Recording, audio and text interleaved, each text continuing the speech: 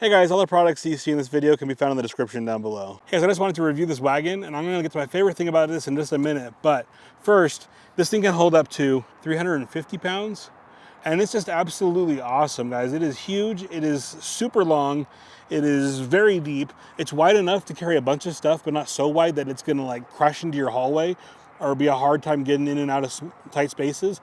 It is absolutely awesome that way, guys. It is very sturdy as well. My favorite thing about this, like I said, I was gonna tell you guys, is using this for camping gear, sporting gear, also groceries. It's absolutely a lifesaver, so you don't have to make multiple trips back and forth to your car.